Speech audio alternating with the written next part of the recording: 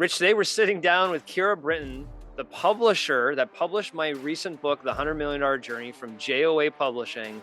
And wow, we went all over the place in this conversation, a very deep conversation for those who have a story to tell. And I met her down in Austin at our Entrepreneurs United event. And I can tell you, every conversation I have had with her, including this one, something new just opens up about her and her story that connects with me. This one had several pieces to it that I'm looking forward to releasing to our listeners.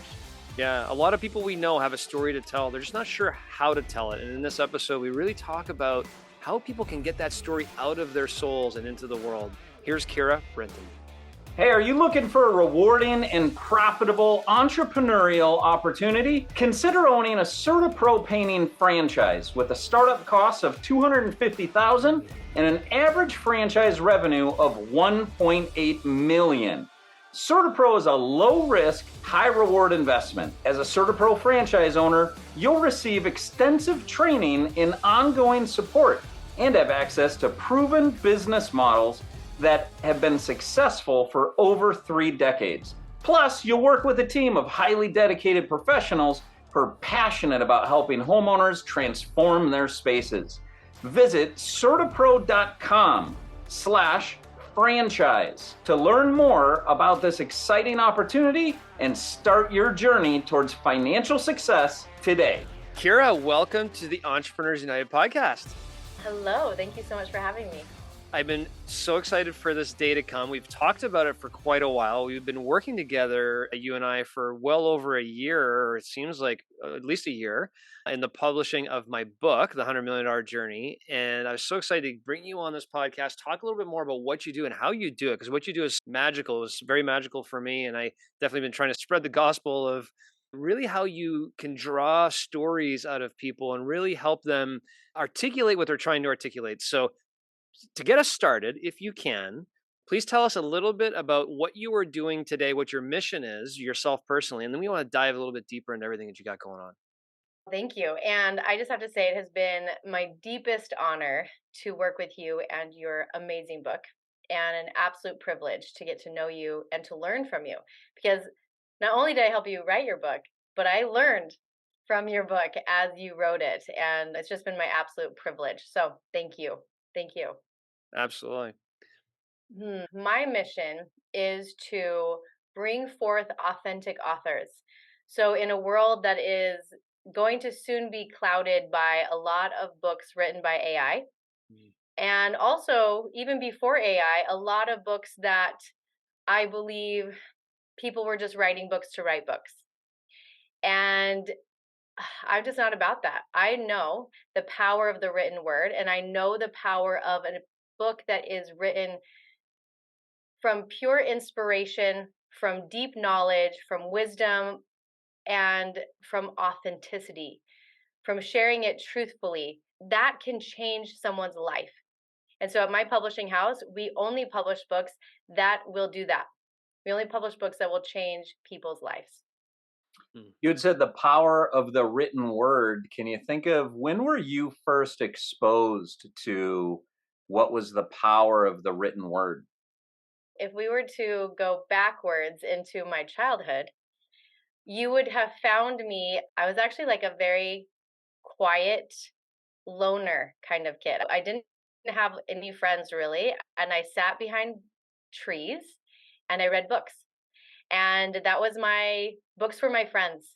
And so I find it so interesting. I never thought I would end up being a publisher, but of course, because books were my friends. And it was in the written word that I found freedom and adventure. And I was the 8-year-old who wrote in her journal every day. Like I was 8 writing in my journal every day. I have like journals upon journals. So words have just always been a part of me. How do you know if you're working with somebody who has what it takes to write a book? I like that question. So I know right away. If someone shows up on a call to interview to be one of our authors, and they say the words of, I need to write this book for my funnel, I need this book to do this and this, I don't want to work with them. I think my phrase I say every single time is, I don't publish boring shit. So if you want to come and just write a book to write a book, go somewhere else. But if someone comes in and I feel some fire in their heart and they feel like they can't ignore, they cannot ignore this call, and I can feel it in them. Like it's a non-negotiable. This book came to them. They know they're here to spread a message. That's when I know this person has something special. And not only do they have something special, but they will actually be able to write this book with ease because they have fire in them. The call was given, and all they have to do is take action. Those are my favorite people to work with. What's the percentage of people who you interview to be an author for your as a publisher who have that fire versus who don't? I don't think I've ever thought of that, but I would say 4 out of 10 that I talk to, I say, yes, come on over. The other ones, either it's not time yet, or they just don't have the fire, or honestly, you have to have a little bit of grit. You got to have some resiliency in you to bring forth one of these books. So that's what I'm looking for. And not everyone has that. I'm sure we have listeners who have a book in them. I'm sure we have listeners who have a fire in them. Some of them do anyway. Can you speak to what's the process that you work with someone on to take them from, hey, I have this calling, this thing that I feel like I need to communicate with the world, to actually having something bound in a book? What's that process that they would get if they worked with you? So I'm going to be different than most because I do not start off with, all right, let's outline your book. That caps creation. And so actually, my process is a bit chaotic because true creation is chaos. And so I invite people to what I call gather matter. And I invite them to start playing in this realm of deep inspiration. And I teach people how to get into flow state and to start receiving inspiration. And as they start to receive inspiration, we start gathering it all together. Once we've gathered enough inspiration, we're able to then put it into an outline and then be able to create the book. But when most people do it backwards and they create an outline first, they've completely capped off their most divine genius because it's all coming from their mind, and that's got a cap to it. Where when we play in the realm of inspiration, most people write things that they didn't even remember or didn't even know that they knew. And that's when I know we're really getting into the good stuff. Kira, I'm laughing because for those who know me, I can sometimes be very mechanical, very, okay, here's the spreadsheet we got to look at. And I can remember several times during the book, and I'm going back to what you said, I don't publish boring shit. And I can remember you saying, no, like, I am falling asleep right now, John. This is not good enough. What is going on, right? What is happening? Why? And Rich, you would connect to this too in terms of you love asking why, Rich. And Kira does it in a different way. Because why? Why are you writing this book? No, but why? What is really that fire? And you're able, I think that's one of the gifts I think you have, your superpower. You're able to grab all this stuff that may be jumbled in from the past or from different situations, just pull it out like a roaring tiger and put it into words. And to me, that was what was magical for me. Is that a decent description of how you do what you do? Yeah, there's really no words. And I loved working with you because it was like I could feel like, no, there is more in you, John. This right here, this is not gonna, it's not gonna tap into people's souls. We need people's, especially with your book, John, because your book has the capability of saving someone's company. Your book has the capability of changing someone's complete entrepreneurial journey. And I knew that if it got too boring, we would lose the readers. And your message was far too important to lose a reader. And so that's why I got after you. And after you, I was like, no, no, I need it bolder. I need it more. I need to keep these entrepreneurs awake and alive. And that is the magic, is when we can pull that out, that's when you write a book that nobody wants to put down. And that's what we want to create. Yeah. So Rich asked you an earlier question. Why did the written word become so important to you? And you talked about your history there. But how and why did you get this skill set to draw the story out of people? 'Cause that's different. It's Yeah. different from I enjoy books and I journaled a lot.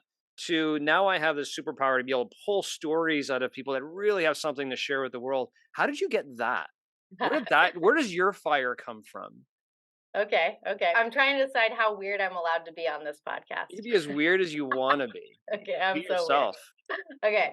So the real story is that I was actually a massage therapist for 20 years, and I spent a lot of years listening to people's stories, right? Mm. And I began to hear the power of sharing. I began to hear the power of listening.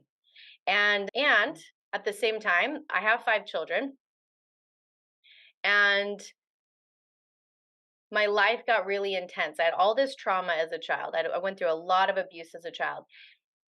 And there's a point that I believe trauma shows back up. And it was like a mixture of the exhaustion and the overwhelm. And then I had some traumatic things happen in my life, which led me to a point of almost committing suicide. And this was February 17th, 2017.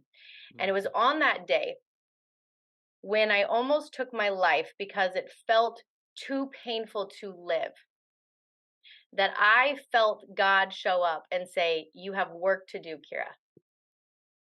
And I made a commitment that I would do anything and everything I was inspired to do by the divine. And that moment changed my life. And it became a fire inside of me, a fire to make a difference. There was this change that happened where before I was living to just live. And I was surviving, and I was doing 9 loads of laundry, and I was cooking all day, and it was just like this survival life.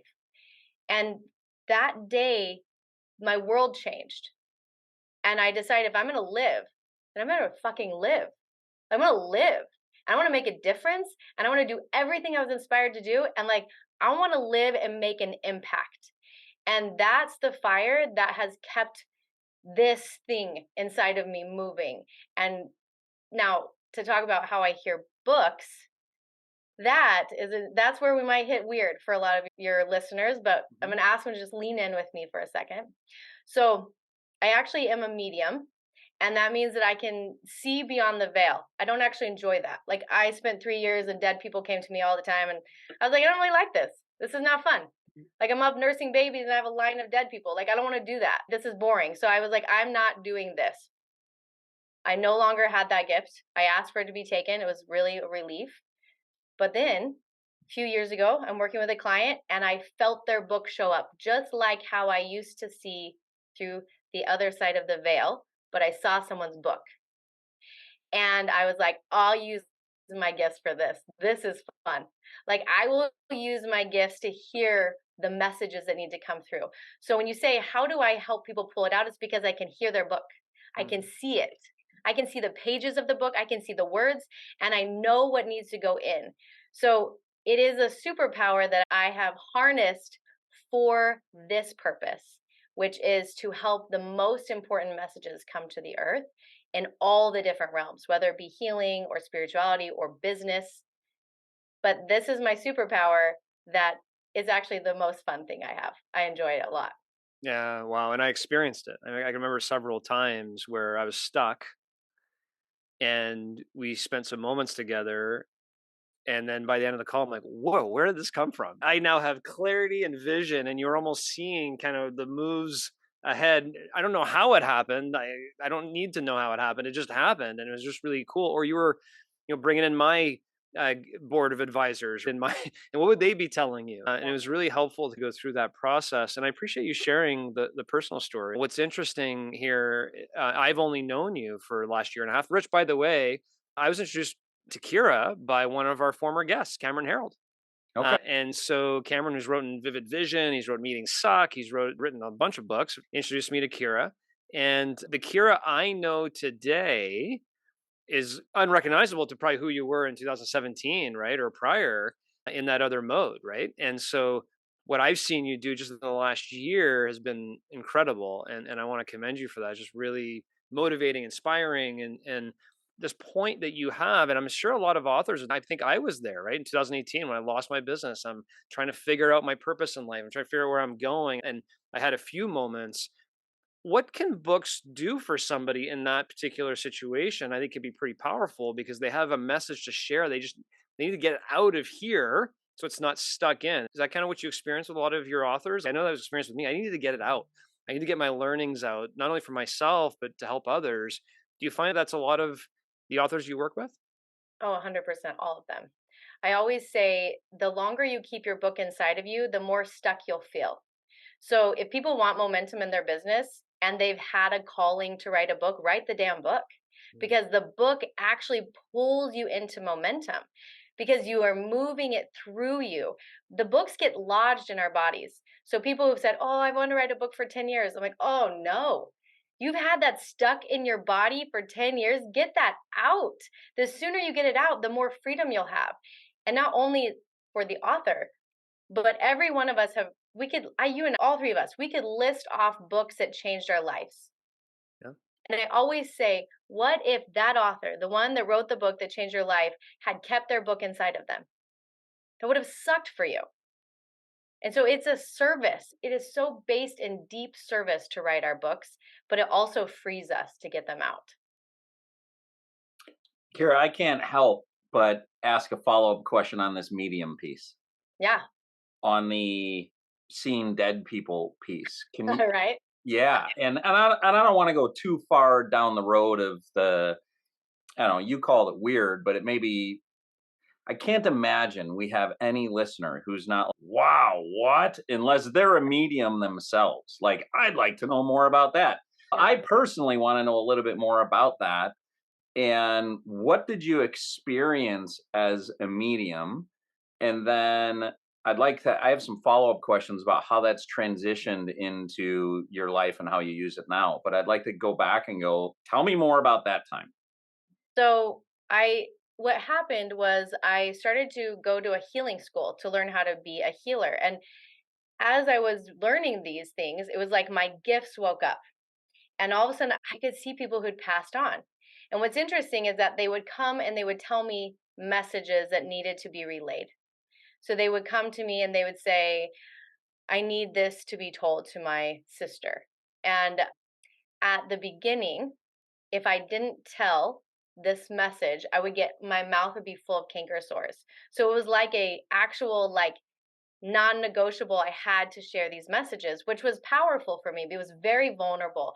I'm like calling people up like, "Your dad just showed up. I have a message for you." And it was profound and it was sacred and people had extraordinary experiences. But there was this final time when I was at my mom's house and one of her friends showed up and her husband had passed away. And he follows her in the house and he comes straight to me and he's like, "I need you to tell her to stop smoking weed." I was like, "I'm not telling this to somebody." And he's like following me around the house. Finally, I was like, fine. I went up to him like, "So I have this interesting gift. I can hear those who've passed away. Your husband is here. He has a message. Would you like to receive it?" And she said, "Yes." And I said, "He's asking you to stop smoking weed." And she like almost drops her cup and she's, "No one knows I smoke weed." I'm like, "I know." And he's asking you to stop.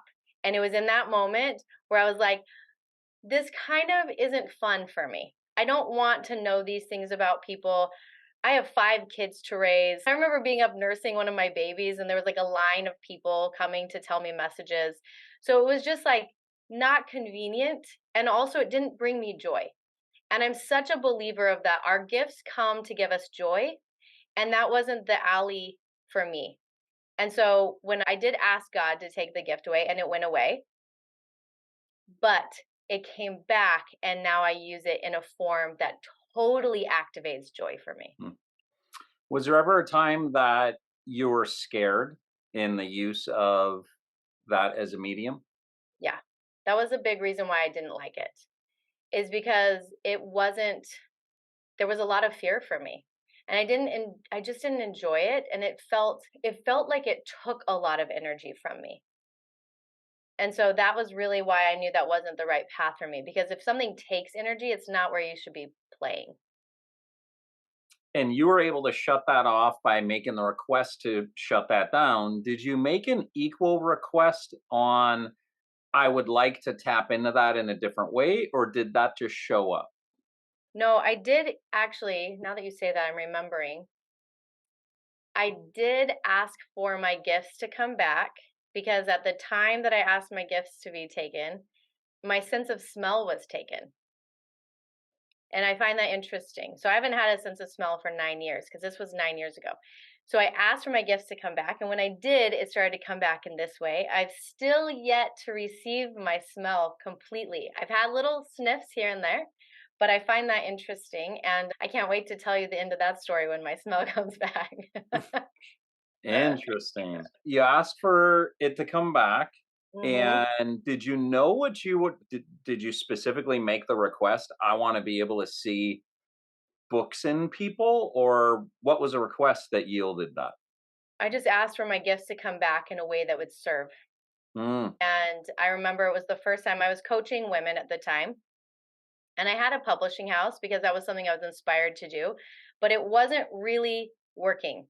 So in 2018, I was inspired to write a book. After that, I was inspired to start a publishing house. And then my publishing house stood still for about a year, maybe a year and a half. And I remember the bank account that I'd set up for my publishing house, I'd only thrown like $100 into it, and the dividends had come out every month. Nothing had gone into it. I remember the day I got the envelope from the bank that said, "We're closing your account. There's $14 left." And I remember thinking, why was I inspired to make a publishing house? That was the dumbest inspiration I've ever received. And I walked up to that bank, ready to close it, just be like angry that I had been inspired. It felt so pointless. And I go to close the account, and I actually heard an audible stop. Like I heard it and I knew it. And so I said, that's ridiculous. I'll put $100 back in. It was literally the next month that one of my coaching clients said, I wrote a book. I don't know how to publish it. And I was like, that's weird. I own a publishing house. Let's figure it out. And so that was the beginning of my publishing house, was me figuring it out with her. So I published about 3 books that year. And then I was sitting with one of my authors and we're coaching, and all of a sudden I felt her book show up. And that's the only way I can explain it. She didn't plan on writing a book. This was not something we were working on. I just said, I see a book. And all of a sudden I saw the pages and I heard the content and I told it to her. And then she ended up writing her book in 4 weeks. And I was like, oh, wait, this is interesting. And then it happened again. And then it happened again. And so then it became like, oh, I think this is my gift. So then with intention, I started to use that to help people hear their books. And as I started to do, that's when my publishing house actually started to really ramp up. And I saw the divine inspiration of, that's why I was inspired to have a publishing house, because this is the work that I'm here to do. mm.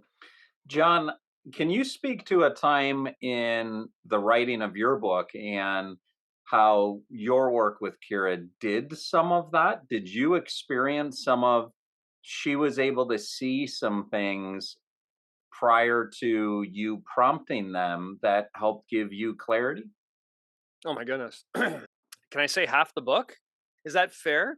What I came into this, Rich, was, and I think I came in potentially an opposite way of what Kira recommends. I came in with an outline that capped my creation ability, or capped everything that Kira was talking about. Here's where I want to talk about. Here are my learnings, and it became, I had a little bit of a story to it, but it was nowhere near where it needed to be. And things like writing a letter to entrepreneurs called "Dear Entrepreneur" to kick the book off. That was just something that Kira was like, you have to talk to them. Like, talk to your younger self. And just, that was just one example. Or moments of self-reflection at the end of chapters and asking questions that can make people think about the book. And even really, I think a lot of times it was like, what are you trying to really bring out here? Like, you're not being bold enough. You're not being strong enough. Can you bring this out?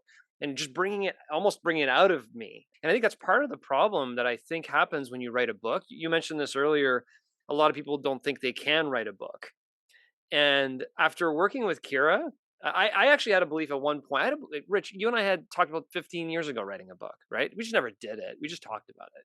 And I met so many people, even through the process of writing a book, or, oh, I wish I can write a book, or I would like to write a book someday, or whatever. They have it. They just don't know how to take it out. And I think what gave me more and more confidence in working with Kira was she was just taking the book out of me, right, through these conversations. Like, and then following those conversations, I'd have complete clarity on what I needed to go do. Yeah, what a talent. Kira, I've got to ask you, as a friend of John's, Hmm. what was the most challenging part about working with John on this book? Most challenging part. John has been one of the most extraordinary authors to work with because John takes action. And that is the most challenging thing I experience with authors is that I can activate flow state with them and I can actually activate creation in them, but I can't make them take action. And that part just pisses the hell out of me. And John was the complete opposite of that. So it was not challenging to work with John because I would give him some cues. I would help him activate some clarity, but then he would follow it up with like absolute action. And that to me is like the winning combination. It was so delightful to work with an author who was willing to show up on the other side like that. This does not sound like it was challenging.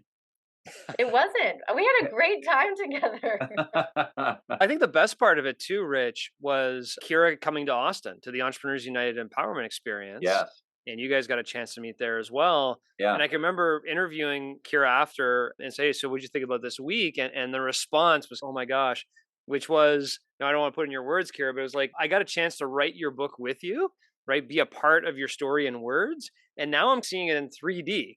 Because now I'm seeing all of the people you talk about in the book and all the people that relate to your stories that are in the book live in person. I'm seeing your book in 3 dimensions, which is a really cool thing. I don't know if that's I articulated that right, Keira, or not, but that was what I remember from the conversation. I thought it was cool. It was exactly right. Like it was as if I had jumped into your book and now was living it. And I think everyone should read your book and then go to Entrepreneurs United because then they get to actually live it. It was so powerful. It was such an extraordinary experience.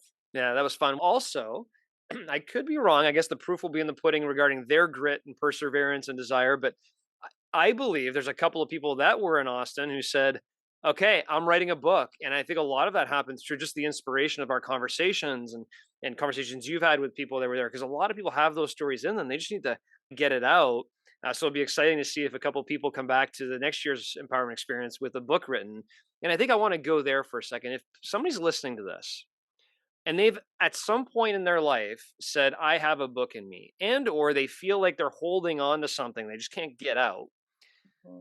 what would you recommend they do next? What should they do to take this ambition or thought of a book and actually take action?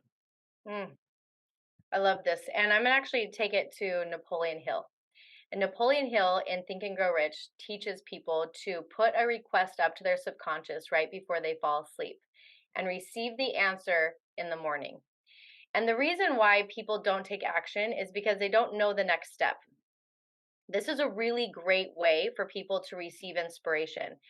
So if they were to ask right before they fall asleep, what is the book that I'm here to write? What is the next thing that needs to come through? What is the next step I need to take? And then wake up in the morning and receive some inspiration through writing. That would be a great way to just get some momentum building.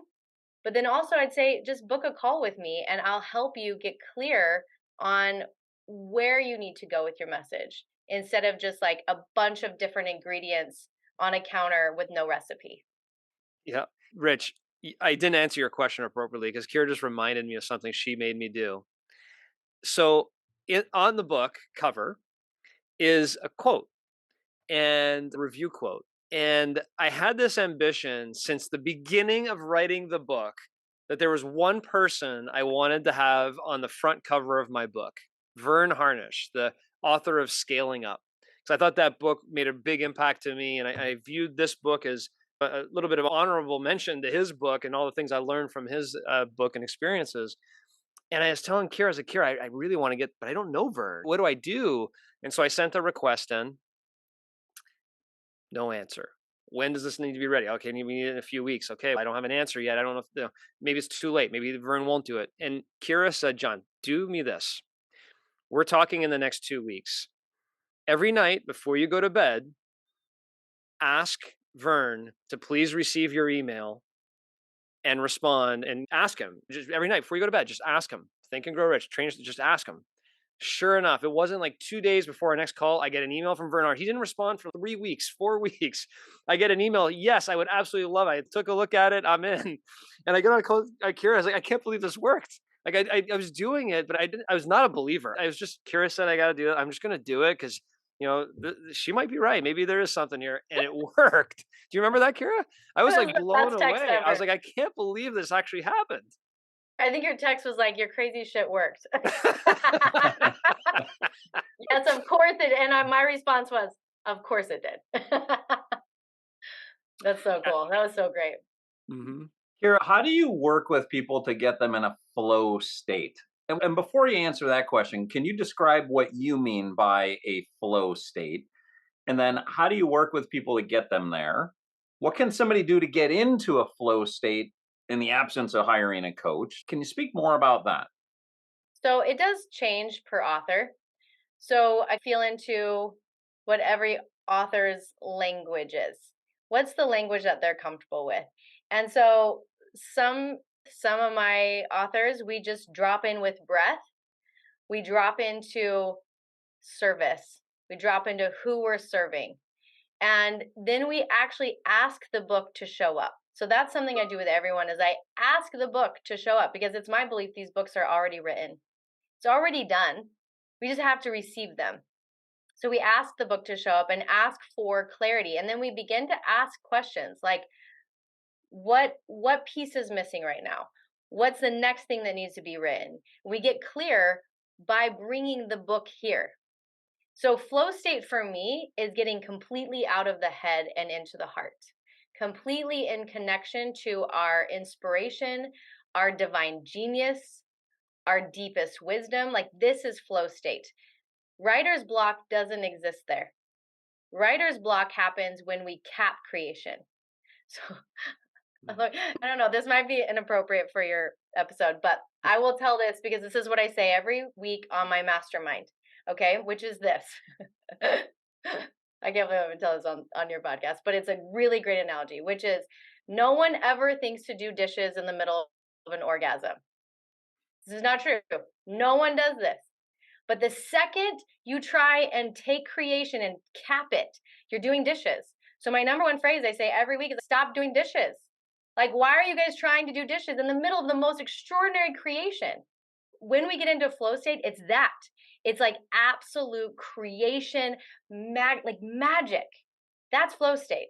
But the second your brain's, oh no, what if someone reads this and they don't like it? Oh no, what if this isn't in the right format? You're doing dishes. Stop that shit. Stay in the heart, stay in the fire, stay in the passion of the work, and you'll never get out of flow state. So I teach that in different ways, but ultimately that's the focus. And I would summarize what you said as really your words, uncapped creation, where it's a judgment free zone. You are just literally flowing and you're not wondering, as what you're saying, did I use the right adverb there? And there's no judgment. You're just going with what is in your heart and on your mind. And on your mind part, sounds like you use the subconscious a lot and you use that through questions. Is that accurate? Yes, 100%, which really is the thing that's going to access your deepest wisdom. When we work from our mind, it's like we're trying to figure it out. And the mind is great and strategy is amazing, but it's also not the thing. No one reads the most strategic book ever. Wow, that changed my life.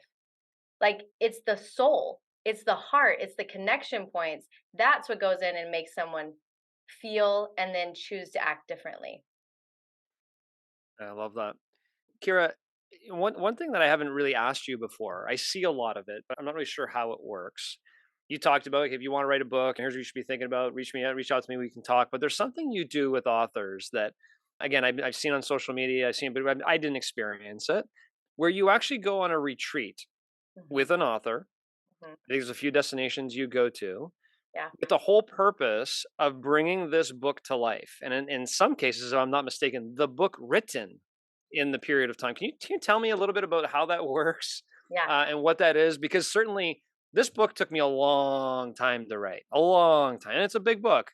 it But is. I also feel like if I have another book in me, there's another way to do it. And it may be the way you're talking about getting that flow state. Tell us what that is exactly. So out of everything I do, this is my favorite offer. It's so fun. So I take an author and we go to there. So like I've taken people to Sun Valley, Idaho, because it's beautiful and magical. I go to Sedona. Someone just booked me for Cabo, so we're going to Cabo in February, going to San Francisco in January. So it's find the place that lights you up. And then I rent an Airbnb, and we literally write the whole book in 5 days.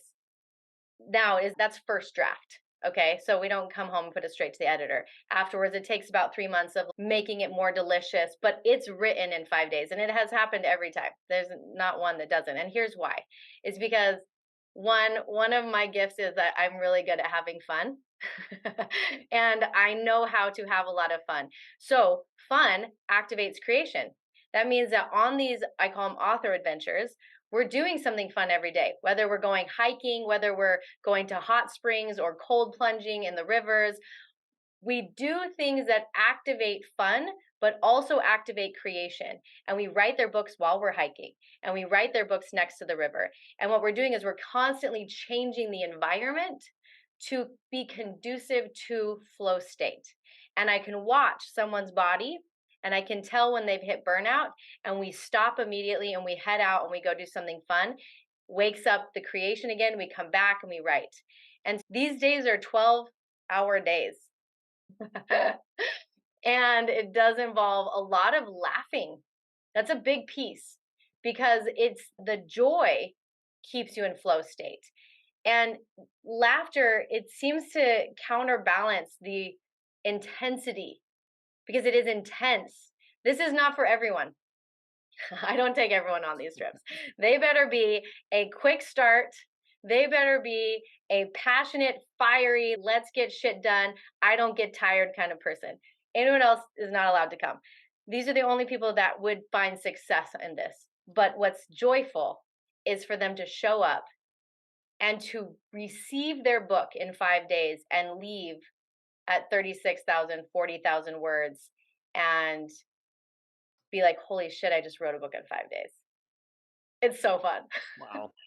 Fun activates creation, you said. You gave a couple examples of that, like the cold plunge and the hike. And what are some of the other things that you've done? Could you give a list of what are some of the fun things that you will do with Yes. an author that activate creation?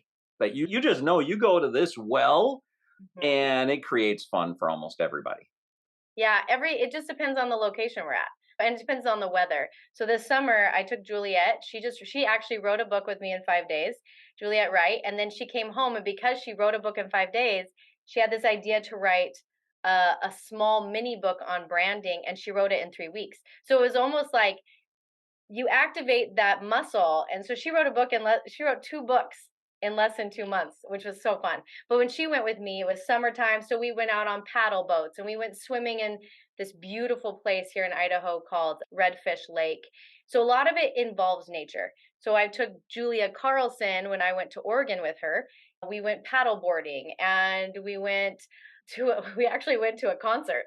Bon Iver is one of my favorite bands, and she actually was like, this is an amazing band. We went to a concert one night and danced and sang. And I feel like when we can untether ourselves from 97 Zoom calls a day, we can untether ourselves from getting to every single inbox zero and all this stuff that we do, which is great and it's not bad. But we have got to pull ourselves out of that environment. We got to plug back into what used to light the hell up out of us, like play and dance and whatever it is. Like, that's where creation comes through. And that's why people can write their books so quickly, is because we literally plug them into a completely different environment and state of being. Yeah. I triple dog dare anybody who has ever thought about writing a book, even just thought about it, to engage you in a conversation. Because once they do, it starts coming out, and it is very difficult, right? And I think when we started having our first few conversations, I was like, okay, I started seeing my book more clearly. I started gaining more confidence to actually go there, because I didn't believe I could write a book. And there's a lot of people I still talk to today, like I said, that oh, maybe I'll write a book someday, but they don't really see it. They don't really believe it. And so you got to take that first step. And I think that first step is reaching out to you or anybody that can help them see what they were trying to put forward. How do people reach out to you? How do they connect with you on social? Where can they find you? Perfect. Honestly, the fastest way is to go to my Instagram, which is Keira Brinton, and just shoot me a DM. I actually answer all of my messages in there. That's gonna be the fastest route. Send me a message, I'll voice memo you back, and then I'll connect you to my assistant. She'll get you on my calendar. Super easy. And then that's also a lot more personal. Then I get to know who someone is before we actually meet. Love that. Thanks for being on with us today, and thanks for everything you've done to help me put my message forward and help try and change the world for entrepreneurs. I really appreciate everything you've done for me, and I can't wait to see what you got going on next here in the next few years as I follow you a little bit more closely now. Thank you. Thank you guys for having me on. Thanks, Keira. Please stick around for a few more minutes while Rich and I break down this episode. John, I love this idea, and it's not an idea, it's a practice apparently, but it is new to me that fun activates creation. Yeah. And I can see how that works in the way that she describes it. I got to say, I've never purposefully, consciously used it that way. However, I will say, I forget who it was. Somebody had asked me, what do you love to do? Just what are you all about? What do you love to do? And I thought, and I had a one-word answer. And I said, create. I love to create things, programs, inspiration. I'd love to create. And that's some of what I love about what we do on this podcast is we're creating together. And to have learned that from Keira today is amazing, that fun activates creation. And I intend to play with that as I continue to create. Yeah. Well, on my side, I'm going to start telling people to stop doing the dishes because it's so true, right? You talk to somebody and they're so in the weeds of what they're thinking. And I'm not even talking about writing a book. I'm just talking about everyday life. You're talking to someone and they're just talking about the minutia of what's going on. No, stop doing the dishes. Let's focus on what's going on a grander scale, right? Enjoy the moment you're in. Enjoy what's going on. Don't take things for granted. And there's a lot of ways that let's stop doing the dishes makes a lot of sense. And if you think about it from a life perspective, one of the reasons why I think Keira is so powerful is because and you do the same too. You guys have a lot in common in this particular respect. You seek to really dig deeper. You don't satisfy yourself with a one-word answer or a one-sentence answer. You always have to ask why. Well, why is that important to you? There's that book, The Five Whys. I don't know if you remember that book. I haven't talked about that book in a long time, right? But you have to ask 5 whys to actually get to the root of really what's going on. Keira does that. She doesn't say, I would typically go, she does it in a much different way, but she's able to get to the root of what is going on in here that just needs to come out. And one of the most powerful things she said that we didn't actually double back on is a lot of people hold on to things. And they hold on to things that happen in their childhood. They hang on to things that are going on in their life. They don't know who to share it with or whatever it may be. And they go to bed every night holding it and holding it and holding it. But once they get it out, oh, it's so liberating, right? You just get it out and you don't have to worry about it. You don't carry it around on your back every day. You can move on. That's something we should have talked a little bit more about because I think it's very powerful in this conversation. You know, as I was listening to you say that, it made me think of Keira talked about this childhood trauma she had and almost having committed suicide. And then you're talking about people holding on to things from childhood and so forth. Makes me think everybody has a book in them. And if everybody unlocked what that book is, they may be able to stop holding on to some of the things that are disempowering or reach to some of the things that could be really empowering. So it can work on the reducing the negative or increasing the positive, kind of both ways. And I wonder if that's not the precise reason why a lot of therapists recommend journaling. Yeah. Is because you're really, what is journaling? Journaling is getting your story out. You're writing your story, getting it out of you and onto paper.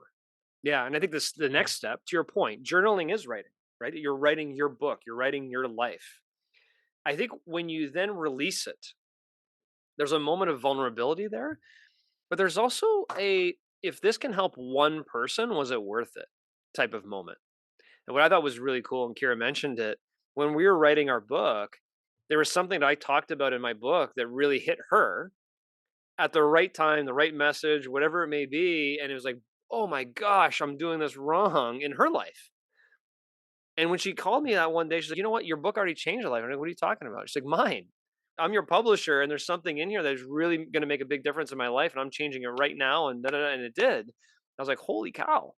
Now, if I can just get this book in the world, if one person read it and it helped them not make some of the same mistakes I made or whatever it may be, was it worth it? And I think the answer is yes. And so I think there's a little bit of, if you don't tell your story, you don't share your story about the struggle you had or a story you have or something that's really important to you, it's a little bit selfish. Get it out there, be vulnerable, let the world know what it is because it may really help somebody. And John, this is yet another podcast that, unprompted by us, came out the book Think and Grow Rich, Yeah. something else from it. And in our work with John Mitchell, former podcast guest, and his formula on a 12-minute a day methodology to tap into the principles of Think and Grow Rich, that's reading that in the morning. It's interesting. John doesn't talk about asking your subconscious something before you go to bed to wake up in the morning to the answer. John's methodology is all about the morning, and I know that works for him. I believe in our off recording conversations, we've said it's been working for us. Yeah. But it does make me want to dabble in this, asking my subconscious a question before going to bed, and then seeing what comes to me as I arise. Yeah, and this may get a lot deeper for this particular conversation, but some people pray to God, right? Some people ask spirits to help them out. Some people just hope something's going to happen. Whatever it is, it doesn't really matter, right? I'm not here to say this, I believe in this or this, or it doesn't make a difference. But there is something about sitting with what you really want and discussing it with yourself and being repetitive of what you really want and who you really want to be, that you and I are experiencing right now, that just trains your subconscious mind and puts yourself in the right framework to receive. And we talk a lot about the reticular activating system with John Mitchell too, right? This filter that's in your brain that if it's wired, start seeing things that you wouldn't see normally because it's a filter for your brain. There's too many variables. You can't catch everything. But are you training your reticular activating system to see what you're supposed to see in the moment you're supposed to see it? A lot of that has nothing to do with spirits or other things. It's really your mind, the most powerful instrument you have right here. How are you using it?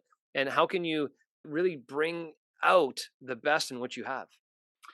Keira brings this such a different perspective than how you and I work. I would respectfully suggest that you and I are very head oriented first, and maybe call it heart oriented second.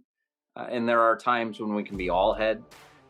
There are a few times where we can be all heart, but it's such a fascinating conversation with her, in part because she's all heart. Not that she doesn't ever use her head on things. She clearly is well read, from the story about at 8 years old, books were her best friend. But the way she approaches everything in her life is all through the heart. And she has this refreshing way about her about going about doing that, but it's backed up by things in the head, like this with the Think and Grow Rich. And it's what a delightful conversation. Yeah. Heart, positivity, and fun can bring out a lot of creativity.